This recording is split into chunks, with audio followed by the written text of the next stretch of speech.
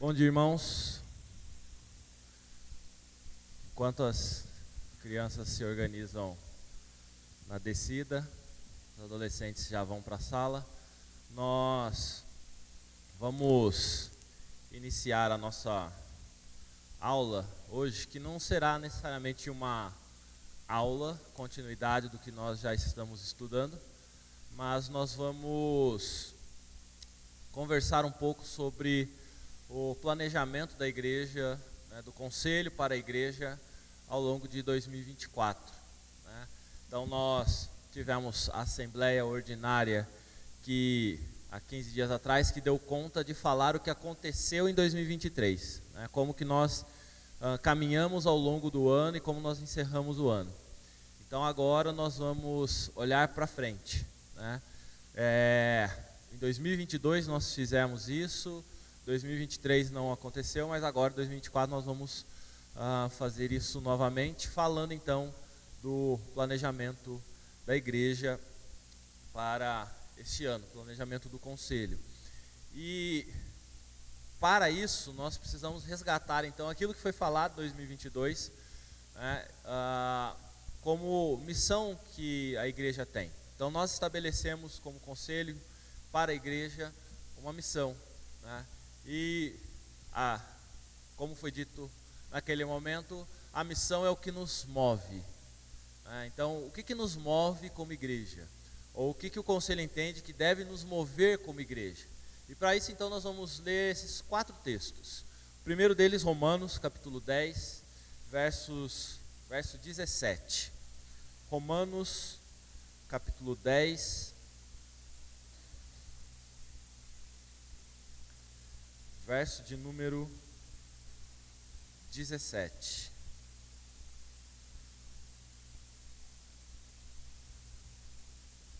Diz assim, palavra de Deus: e assim a fé vem pela pregação, e a pregação pela palavra de Cristo. Veja que nossa missão é honrar a Deus, e isso porque nós somos criados para honrar e glorificar a Deus, Isso nós já compreendemos como indivíduos. E se nós individualmente somos criados por Deus para amá-lo, honrá-lo, glorificá-lo e a Ele prestar culto, como que nós, como comunidade, então, vamos honrar a Deus? Na pregação do Evangelho. Porque só haverá conversão de vidas quando elas estiverem em contato com a palavra. E só terão contato com a palavra, e é isso que Paulo fala ao longo desse capítulo 10, só terão contato com a palavra se ela for anunciada, se ela for pregada. E por isso então nós temos como missão da igreja pregar a palavra. Missão essa que Jesus já deu quando nós olhamos para Mateus 28, os últimos versículos, de pregar o Evangelho, anunciar as verdades do reino de Deus. Mas essa é só uma forma das 4 que nós estabelecemos de honrar a Deus. Porque a segunda vem exatamente no serviço à comunidade. Vamos agora para Lucas, Evangelho de Lucas, capítulo 14,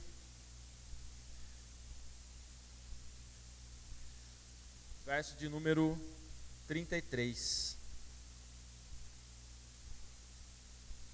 Evangelho de Lucas, capítulo 14, versículo número 33, diz o seguinte: assim, pois, todo aquele que dentre vós não renuncia a tudo quanto tem, não pode ser meu discípulo.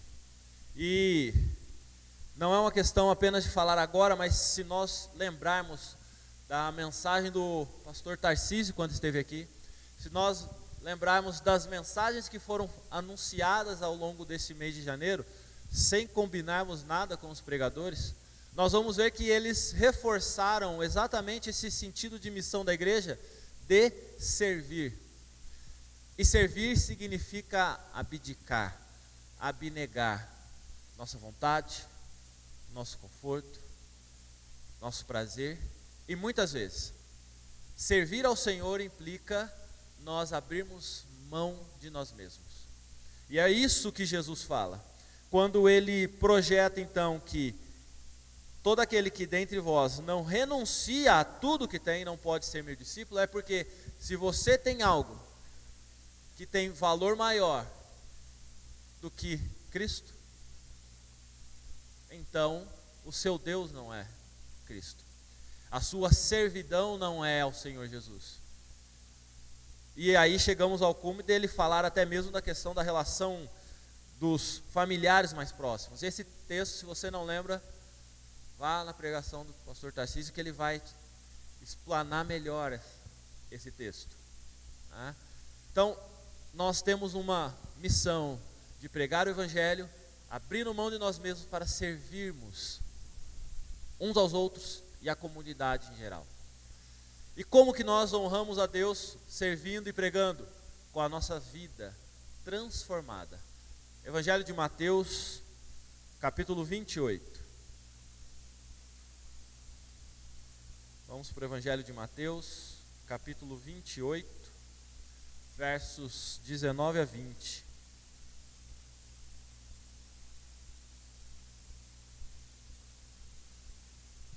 Diz assim o texto: Jesus, aproximando-se, falou-lhes dizendo: toda autoridade me foi dada no céu e na terra.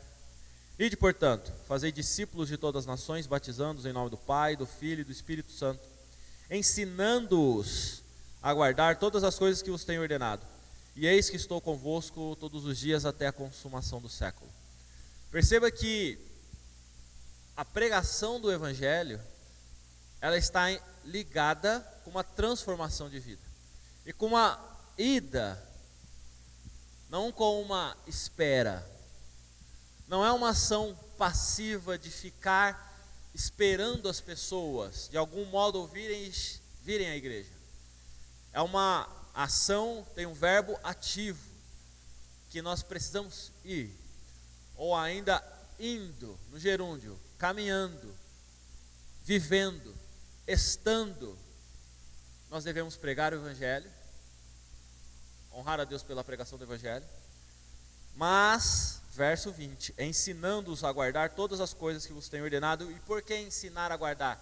Porque é somente quando nós guardamos, internalizamos, incorporamos o ensino é que nós transformamos a nossa vida. Nós mudamos o nosso ser e, portanto, nos tornamos outra pessoa.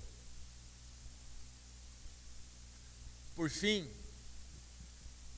tudo isso vai refletir a honra a Deus pelos valores, não dessa terra, não do tempo que nós vivemos e da sociedade que nós estamos inseridos, mas os valores do reino.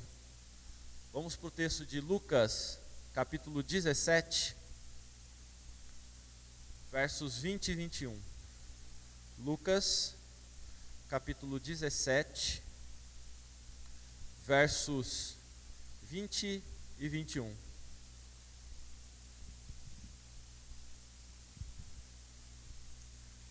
Interrogado pelos fariseus sobre quando viria o reino de Deus, Jesus lhes respondeu: não veem o reino de Deus com visível aparência, nem dirão, ei-lo aqui ou lá está, porque o reino de Deus está dentro de vós.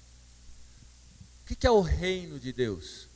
O reino de Deus não é a vinda de um Messias que irá guerrear contra os poderes estabelecidos e irá se estabelecer como um soberano na terra. Veja que Jesus está afirmando que o reino de Deus, ele é composto por aqueles que irão crer, por aqueles que terão o Espírito Santo de Deus, que serão selados pelo Senhor, com uma vida transformada pela pregação do Evangelho, que irão servir a esse Senhor pela missão que Ele deu de pregar o Evangelho, para que vidas sejam transformadas. E ao fazer isso, ensinando a palavra para que ela seja guardada no coração, nós estamos fazendo o que então? Nós estamos transmitindo valores que não são deste tempo, tampouco deste mundo, mas valores do reino. Que reino que é esse? O reino que está entre nós, que está dentro de nós, porque o Senhor Deus habita em nós, por meio do seu Santo Espírito. Nós somos, como Paulo fala, embaixadores de Cristo. E por que embaixador? Porque o embaixador, ele está em terra estranha, representando o seu povo, a sua nação, a sua cultura, os seus valores, e não aonde ele está. Por isso, embaixadores de Cristo. É dessa forma que nós temos como missão, então, honrar a Deus.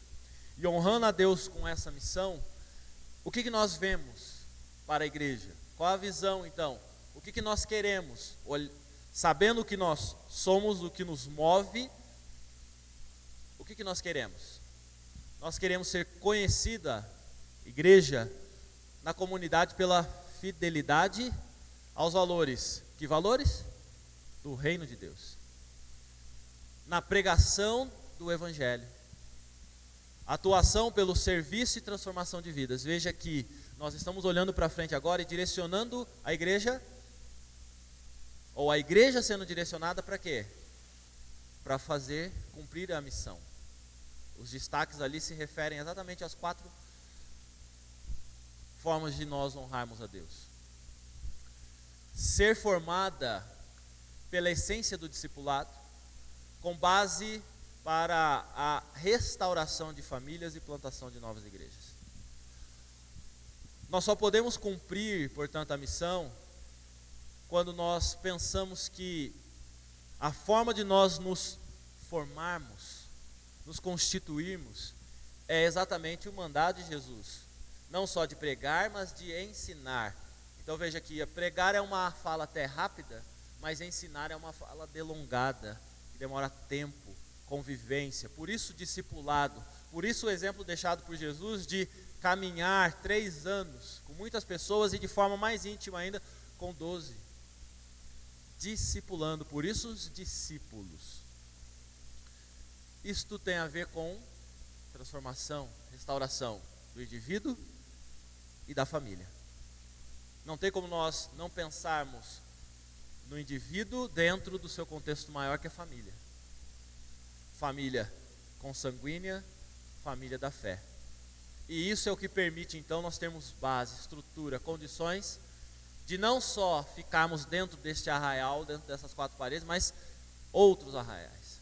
Plantarmos outras igrejas, colaborarmos com ou implantação de outras comunidades. Como que nós vamos nos guiar então? Ou ainda, quais são os nossos valores? Quais são os valores do reino então? Como nós entendemos essa abstração de valores do reino de forma mais prática? Fidelidade à palavra de Deus. Liderança saudável e atuante. Veja que o primeiro ponto é a palavra. E a fidelidade à palavra é o que deve nos nortear, nos guiar, como crentes em geral.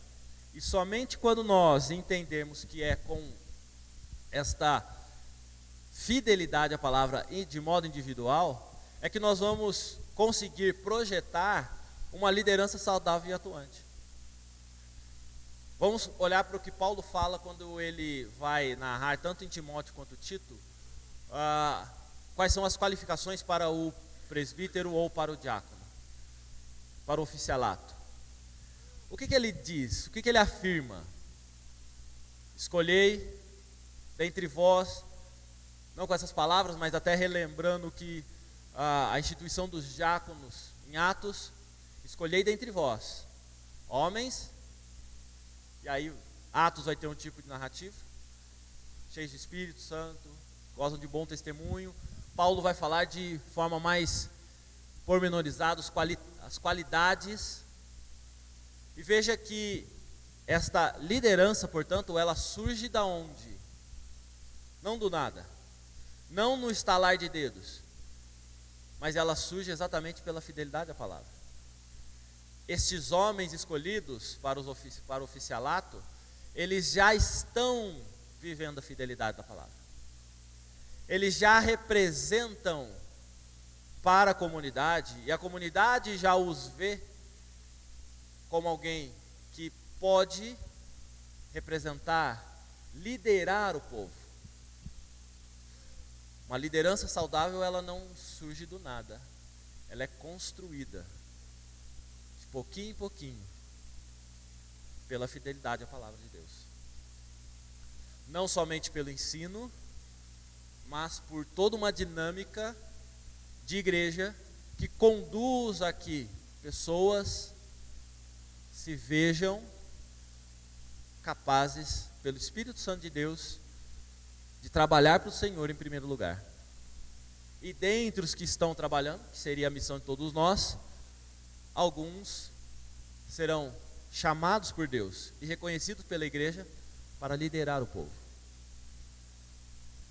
Moisés, Josué, Davi e tantos outros que lideraram o povo. Os próprios discípulos. Pedro estava pescando. Pedro estava literalmente seguindo a sua vida, pescando, quando Jesus o chama. E ele não tinha nem noção do que Cristo ia fazer com ele. Paulo estava perseguindo a igreja. Era perseguidor da igreja. Então note como que a liderança saudável, ela é primeiro um chamado de Deus, mas ela é construída por um processo. E ela vai ser atuante, é uma liderança saudável e atuante, porque ela já atuava antes. Eu não passo a atuar porque eu sou líder. Eu sou líder porque eu atuo. É o exemplo. Jesus chama para si o exemplo. Paulo chama a si o exemplo. Quando ele fala, sede meus imitadores, porque eu sou bom, porque eu sou o teólogo dos discípulos, os apóstolos, não. Sede meus imitadores, assim como eu sou de Cristo. Se existe um exemplo, é Cristo. E assim como eu imito a Cristo, me imitem. A liderança vem pelo exemplo. Exemplo esse que a gente já começa a exercer antes de ser líder. A atuação, portanto, até mesmo a liderança, ela só é confirmada.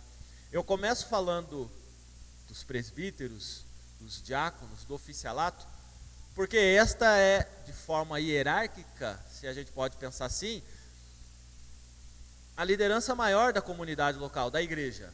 Quem que é a autoridade da igreja? Os presbíteros. Docente e regente. Presbíteros, como nós conhecemos, e pastor. Junto com os presbíteros, não de forma abaixo, mas junto com, de forma auxiliar, se institui os diáconos, para cuidar daquilo que os presbíteros não conseguem nem dar conta também, de forma auxiliar. Mas isso deve refletir dentro da igreja numa liderança que não é só composta pelos presbíteros e diáconos, mas por todos os membros, diante de várias tarefas que nós temos que executar e de pequenos agrupamentos que a gente faz por uma organização, por um sistema de organização da igreja, sociedades internas, os ministérios, departamentos. Então nós temos a liderança de SAF, de UPH, de UMP, de UCP, que não são só as pessoas, não só a criança, mas o conselheiro dessa criança, desta sociedade. Nós temos ministérios, trabalho, e cada um desses trabalhos precisam de uma pessoa para conduzir, liderar, além dos trabalhadores. Quando nós pensamos na fidelidade à palavra e na liderança saudável e atuante, não é só presbítero e diácono, mas é em toda a igreja. E isso, não perdendo de foco que nós temos uma visão. E, portanto, existe a necessidade de um envolvimento com a comunidade. É isso que nós queremos. Envolvimento entre nós, mas também um envolvimento com a comunidade externa. Nós precisamos olhar para fora. E aí, quando nós olhamos para fora, nós vamos ter então uma atenção, um olhar diferenciado para as necessidades sociais. Ao mesmo tempo que Cristo fala, quando tentado por Satanás, nem só de pão viverá o homem, mas de toda a palavra que procede da boca de Deus, Tiago nos alerta que uma fé sem obras é morta. Que seu irmão vem te pedir pão e você fala, vá em paz que Deus vai conduzir a sua vida, ele fala, isto não é o evangelho, isto não é ser cristão, isto não é a palavra e tampouco é a fé. Dê o pão, dê o alimento, sacie a necessidade física, mas também a espiritual. Não pare por aí. atenção às necessidades sociais, às carências do ser humano. Que nós sabemos que, em último caso, a maior carência existencial só vai ser completa, satisfeita com a conversão em Cristo Jesus. Mas essa é uma e a principal, mas existem outras. E que a igreja deve testemunhar quais são os valores do reino. Quais são os valores de Deus? Como que Deus lida com as carências do ser humano? É a igreja que tem que mostrar isso, através da sua atuação. Ainda mais 4 elementos, tópicos dentro dos valores, dos que nos guiam, a compreensão bíblica de discipulado. E veja que isso é complementar ou até mesmo suplementar ao que nós temos de atenção às necessidades sociais no envolvimento da comunidade, porque quando nós falamos da compreensão bíblica de discipulado, nós estamos falando que eu vou até a pessoa, e aí Tiago mostra muito isso, né, da fé com obras e não a fé sem obras, que é vã. Porque eu tenho a minha fé, mas eu exerço a minha fé fazendo algo. E este fazer algo não pode ser apenas um ativismo. Esse fazer algo não pode ser apenas um cumprir tarefas. Este fazer algo não é apenas dar conta de programações. Porque se a gente tem que só dar conta de programações, tem um monte de gente e tem um monte de coisa na sociedade que faz a mesma coisa que a gente. Eventos tem até melhores, mais bem organizados e com mais atração do que o que a gente pode oferecer na igreja. Então nós não estamos aqui para o evento, mas nós podemos usar o evento para pregar o evangelho, para ir às necessidades da sociedade e não parar por aí.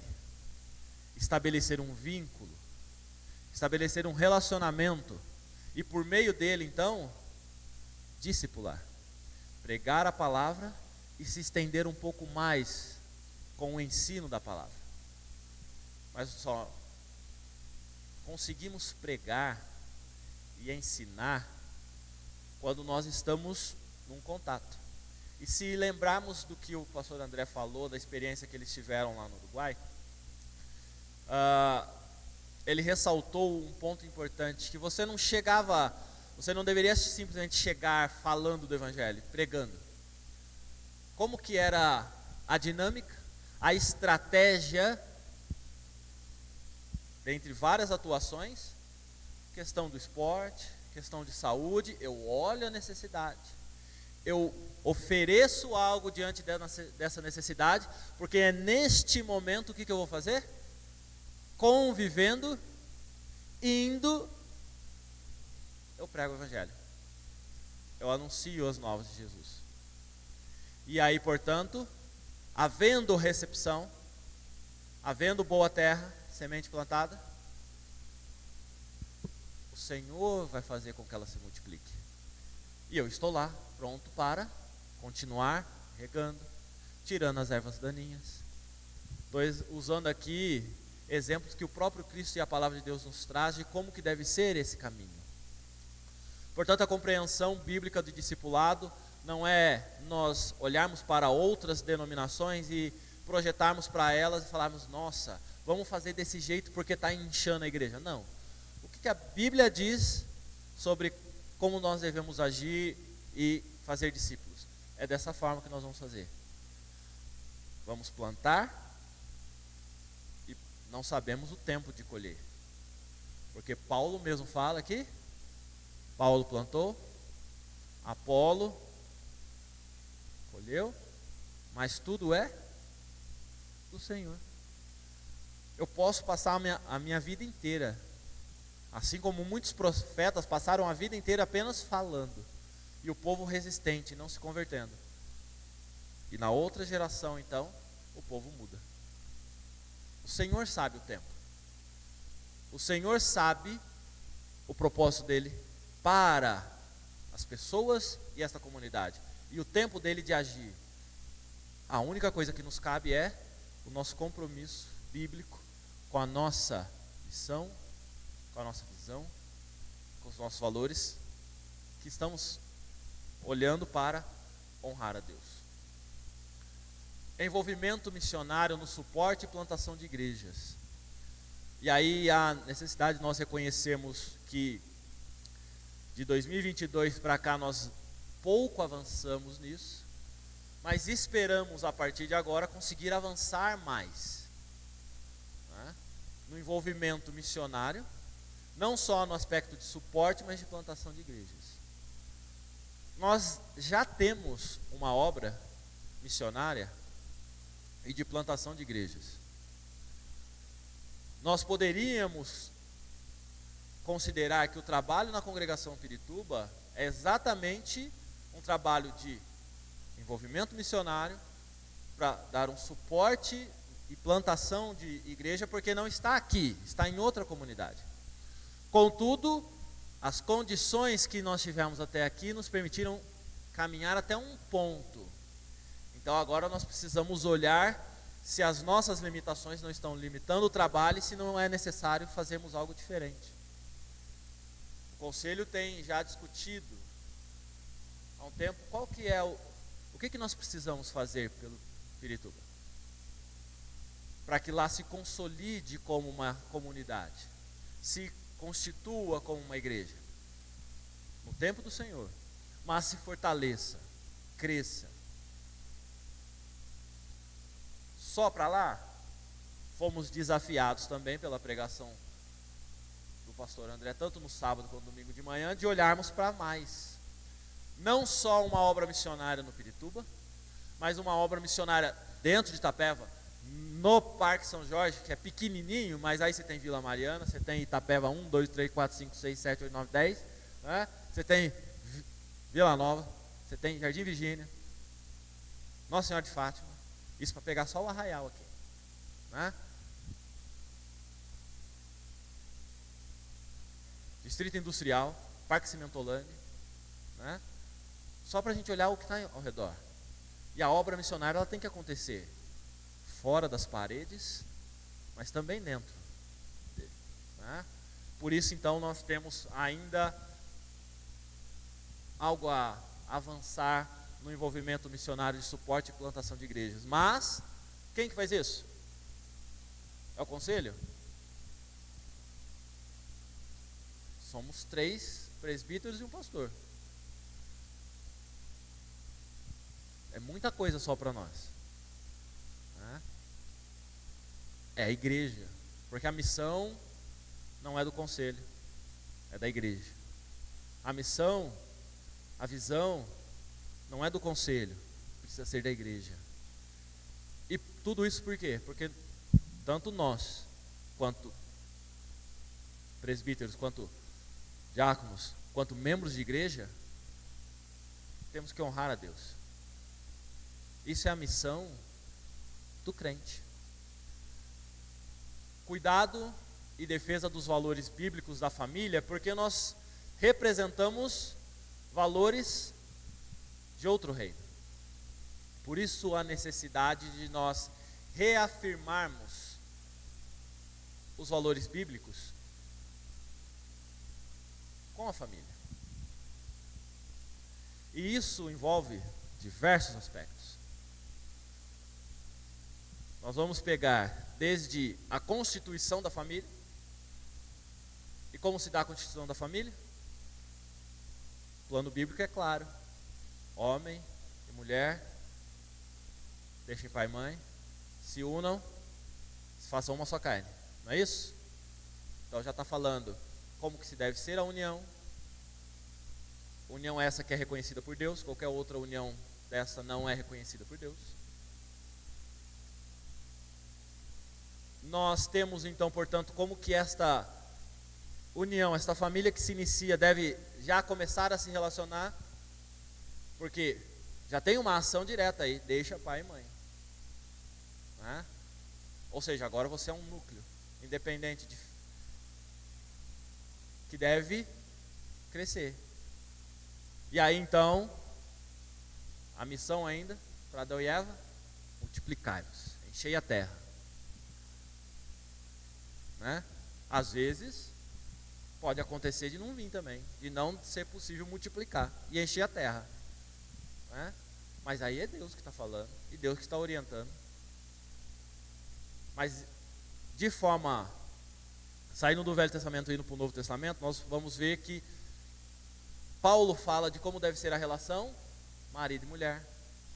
Homens, maridos, amai vossas esposas como Cristo amou a igreja. Mulheres, sede submissas ao seu marido, assim como Cristo, ou melhor, a igreja é submissa a Cristo. Pais, criem os seus filhos segundo a administração do Senhor. Filhos, honrem seus pais. Relação familiar. Paulo resume um bocado de versículo bíblico que tem no Velho e no Novo Testamento. As relações então de família, elas são bem claras na palavra de Deus, e nós temos então como princípio o cuidado e a defesa desses valores. E como que nós vamos fazer isso? Usando o púlpito para xingar as pessoas que não têm esses valores? Pode até fazer isso, mas vai ser pouco efetivo. Porque se a sua missão não é mandá-los para o inferno, mas convencê-los que o inferno existe, que eles precisam sair dele, a estratégia tem que ser um pouco diferente. Tá? Não é eu simplesmente falando que eles vão arder no fogo do inferno e que queimem 3 vezes, 4, 7 vezes, 70 vezes 7. Não, não é assim. Mas é eu me aproximando deles, mostrando que com Cristo existe uma vida muito melhor do que a vida sem Cristo. Pelo exemplo, pela comparação. E se nós olharmos a história de Israel, a constituição do povo de Israel, você vai perceber que Deus estabelece Israel, e quando Ele estabelece Israel, Ele fala que aquele povinho que não tinha condição de nada, só estava onde estava e só ia ser uma grande nação porque Ele sustentava e porque todos deveriam olhar para Israel. Ou seja, pelo exemplo de servidão ao Senhor, todas as nações reconhecerão quem é o Deus de Israel. Conhecerão a Deus. É pela nossa vida que as pessoas conhecem a Cristo. Por isso, a defesa dos valores. E, como eu estou falando agora, uma comunicação clara e objetiva. Nós precisamos ter clareza naquilo que nós estamos falando. As pessoas não podem ter dúvida. Nós vamos ser objetivos. Ser objetivo não significa ser insensível, mas significa que você tem um alvo, objetivo, e que isto é reconhecido, porque é claro. Ele é simples no anúncio. Pode ser complexo na execução, no fazer, mas ele é simples de ser entendido. É quando nós olhamos para a palavra de Cristo e vamos ver que Ele fala de coisas extremamente complexas de forma muito simples, usando até parábolas que hoje nós compreendemos de forma muito plena. Mas essa simplicidade bate de encontro com o nosso pecado.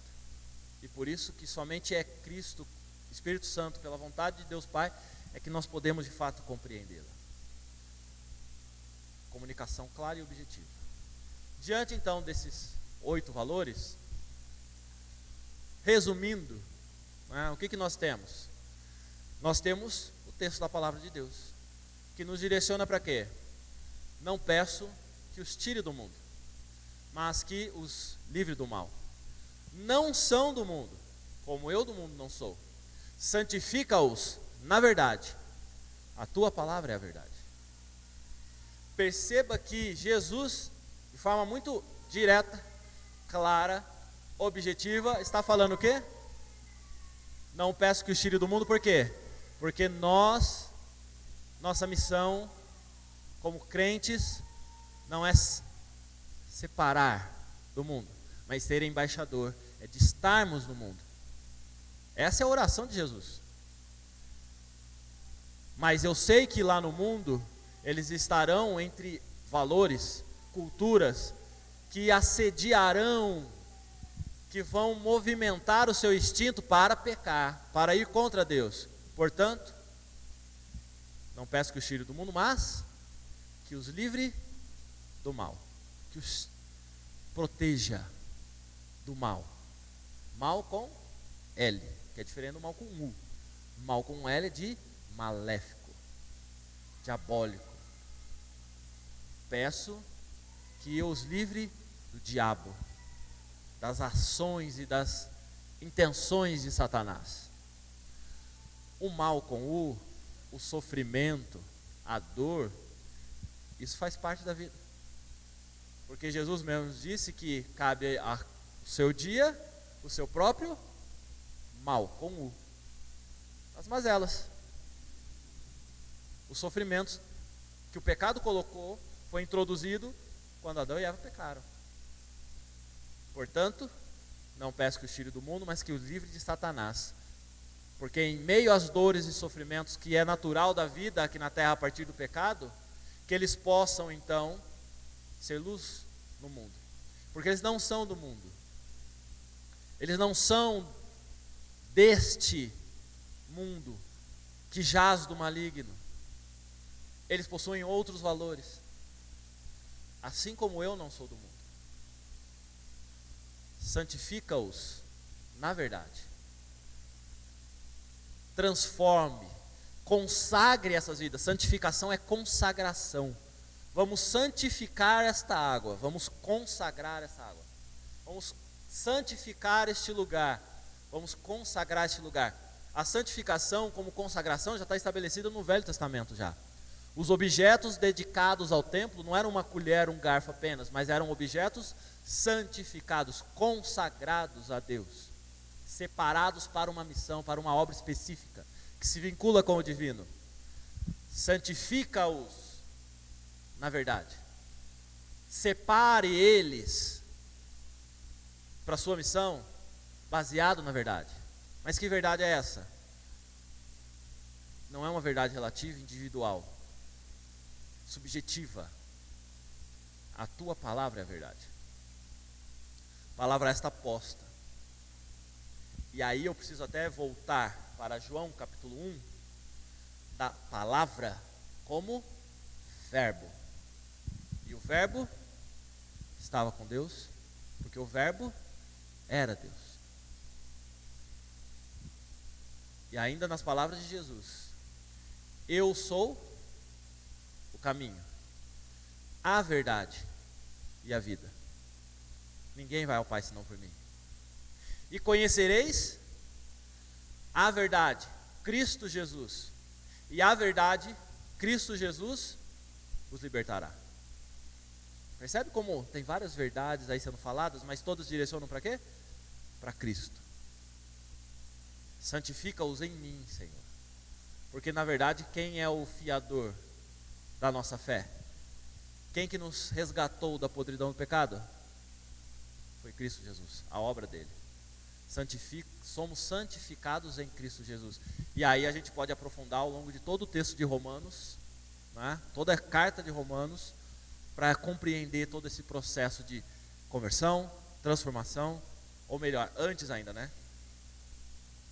Processo de criação com propósito, pecado, escolha de Deus antes da fundação do mundo, predestinação, conversão, transformação, santificação e glorificação com Deus. Romanos tem esse panorama completo. Alguma dúvida enquanto bebo água? Algum comentário?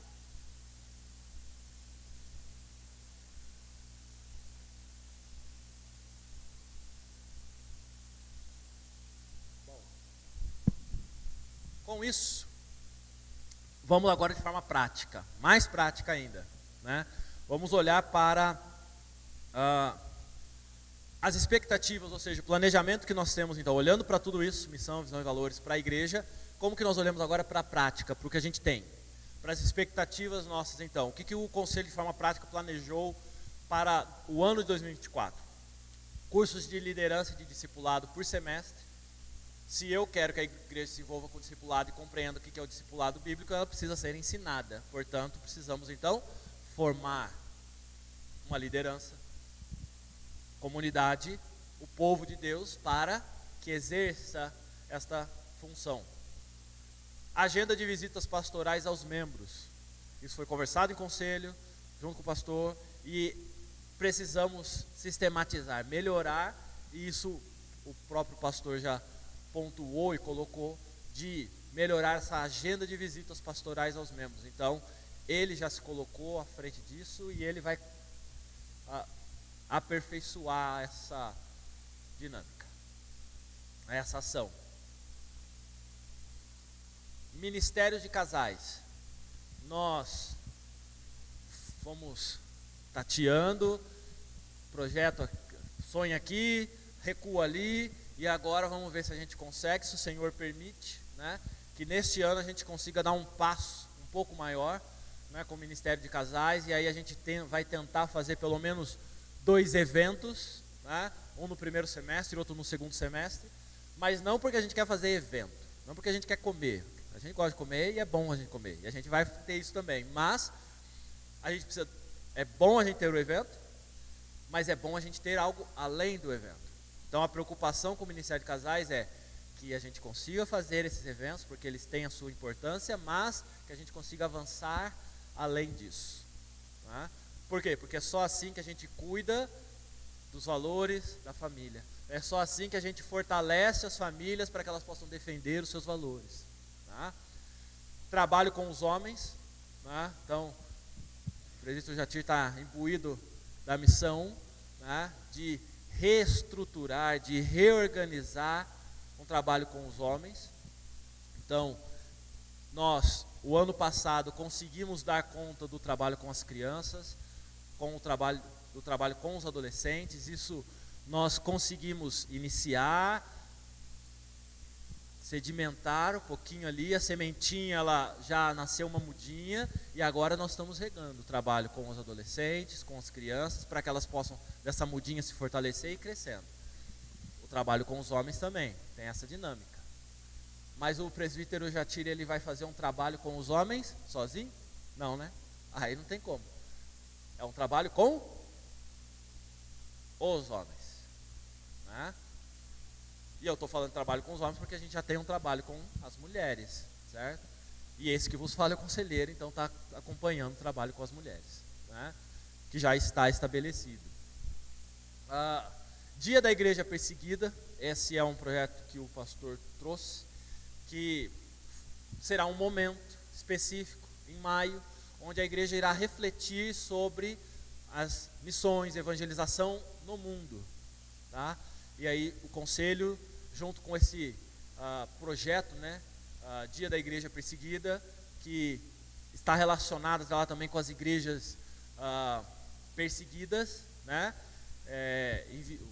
com as igrejas que às vezes a gente pode nem saber o endereço dela e tampouco quem está lá trabalhando, para a pessoa não morrer, né? Então vamos ter um pouco de panorama disso. Então veja que a gente está avançando naquilo que foi colocado como um propósito, certo? Dia da Família Presbiteriana. Então, estamos olhando para fora, mas vamos também olhar para dentro, vamos olhar para a necessidade de nos vermos como família, como corpo de Cristo, e portanto, então, vamos tentar resgatar o Dia da Família Presbiteriana, que é comemorado dia 1º de maio, tentar fazer evento novo. Tá vendo como a gente não é contra evento, mas um evento com propósito, né? Então, a gente espera conseguir realizar estudos de viabilidade para adequação das dependências da igreja. Bom, provavelmente desde que a igreja foi reformada, todos os irmãos sentiram nas suas pernas como é chegar à igreja. E aqui dentro, porque tem uma rampa, tem uma rampinha boa, que é a imitação do Parque São Jorge, né? Você olha lá da rodoviária e olha para cima e fala, não vou lá não, né? Você olha assim, ó, né? Quase você chega na porta da igreja e fala, não vou subir lá, né? Então essa rampa, né? Então a gente já tem esse problema. Tem um problema ali também na rampa para descer para o salão social. Isso para falar só desse aspecto. E aí então, como que a gente resolve isso? Para que pessoas com cadeira de roda, com muleta, possam vir à igreja. Para que pessoas que não estejam no vigor físico, né, de nossos diáconos Maurício e Marcelo, né, com toda potência, né, seja mais para o presbítero Paulo, né, que está tentando resgatar aí o seu condicionamento físico, né. Como é que a gente faz isso então? Como é que a gente dá a estrutura para isso? Bom, o conselho está estudando como que nós fazemos a adequação do prédio para acessibilidade, cadeira de rodas, muleta, mas não só isso, porque se nós falarmos de acessibilidade, adequação, nós temos diversos desafios. Poderíamos fazer uma dinâmica aqui de vendar todos nós e falar, ande pela igreja agora, sem ver, sem conseguir enxergar. Até onde você conseguiria ir? Nós começamos, e esperamos e desafiamos com relação a quem não consegue ouvir. O curso de Libras continua. Silvana está aí firme e forte, né? É um desafio? Só a Silvana sabe como é, né? É aprender outra língua. Não foi fácil aprender português? Bom, foi porque a gente nem sentiu, já estamos falando, mas e quem aprendeu outro? Inglês, espanhol? Então, Libras, né? Estamos aí já caminhando para o 3º ano. Avançamos em todo o primeiro domingo, ter a tradução. Podemos fazer mais? Podemos fazer mais. Esses são os caminhos de viabilidade, de acessibilidade da igreja. E por quê? Porque nós estamos atendendo uma agenda de direitos humanos? Não. É porque a palavra de Deus precisa ser pregada. Porque todas as pessoas precisam ouvir de Jesus. E não só ouvir de Jesus, mas ter condições de aprenderem sobre Jesus. E de cultuarem ao Senhor. E onde que elas têm que fazer isso? Na casa de Deus. Mas se a casa de Deus é empecilho, barra ela na sua estrutura, então a casa de Deus tem que ser reformada. E por isso que o conselho então está pensando. Aí vocês já estão, se vocês estão pensando como eu, não vai ficar só numa questão de quebrar rampa e diminuir rampa. Porque aonde vai construir uma rampa nova? Né? Onde que a gente vai fazer as coisas? Bom, vai ter que quebrar.